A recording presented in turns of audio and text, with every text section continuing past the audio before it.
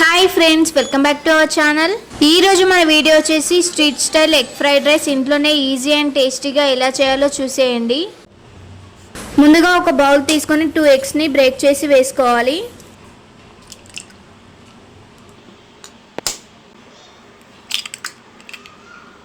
ఇప్పుడు ఇందులో కొంచెం సాల్ట్ వేసి బాగా బీట్ చేసుకోవాలండి.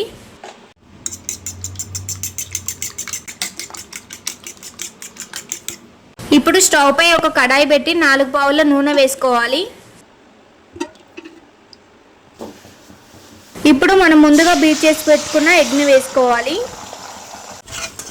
ఇప్పుడు ఈ విధంగా చిన్న చిన్న పీసెస్గా చేసుకోవాలి.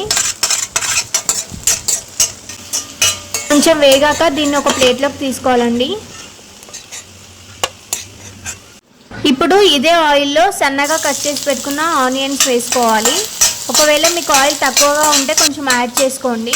ఇప్పుడు ఆనియన్స్ కొంచెం వేగాక సన్నగా కట్ చేసి పెట్టుకున్న క్యారెట్ వేసుకోవాలి. ఇప్పుడు ఈ విధంగా సన్నగా కట్ చేసి పెట్టుకున్న పచ్చిమిర్చి వేసుకోవాలి. ఇప్పుడు కొంచెం పుదీనా, కొంచెం కొత్తిమీర వేసుకోవాలి.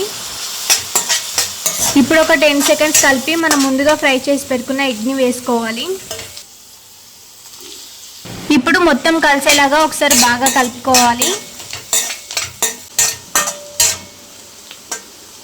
ఇప్పుడు మనకి సరిపడా రైస్ని తీసుకొని ఈ విధంగా పొడి పొడిగా చేసి వేసుకోవాలి.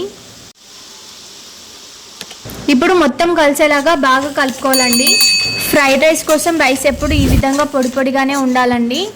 రైస్ మెత్తగా ఉంటే ఫ్రైడ్ రైస్ అనేది పర్ఫెక్ట్గా రాదండి. ఇప్పుడు ఇందులో 1 టీ స్పూన్ కారం, 1 టీ స్పూన్ సాల్ట్ వేసుకోవాలి. అలాగే కొంచెం సోయా సాస్ వేసుకుంటున్నాను. అలాగే kitchen star noodles and fried rice masala అని చెప్పి మనకు షాప్స్లో దొరుకుతుందండి. ఈ మసాలా టేస్ట్ చాలా బాగుంటుందండి. ఇప్పటివరకు ఎవరైనా ట్రై చేయకపోతే ఒకసారి ట్రై చేసి చూడండి, చాలా బాగుంటుంది. ఈ మసాలా అవైలబుల్ లేని వాళ్ళు కొంచెం ధనియాల పొడి, కొంచెం మిరియాల పొడి వేసుకున్నా కూడా టేస్ట్ చాలా బాగుంటుంది. ఇప్పుడు పైనుంచి కొంచెం కలమాక్, కొత్తిమీర, పుదీనాని కట్ చేసి వేసుకుంటే ఫ్లేవర్ చాలా బాగుంటుందండి. ఇప్పుడు మూత పెట్టేసి ఒక 20 సెకండ్స్ తర్వాత స్టవ్ ఆఫ్ చేసుకోండి.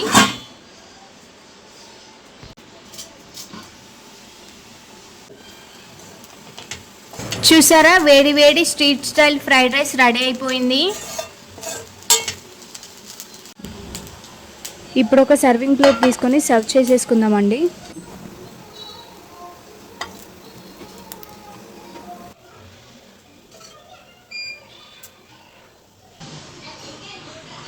స్మెల్ అయితే అద్దిరిపోయిందండి. ఇప్పుడు టేస్ట్ ఎలా ఉందో చూసేద్దాం.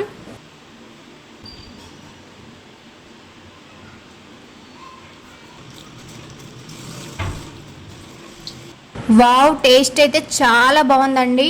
Same street style fried rice లాగానే ఉంది. సేమ్ ప్రాసెస్లో ఒకసారి మీరు కూడా ట్రై చేసి చూడండి, చాలా పర్ఫెక్ట్గా కుదురుతుంది. ఈ వీడియో మీకు నచ్చితే please do like, share and subscribe to Sri Cooking Recipes.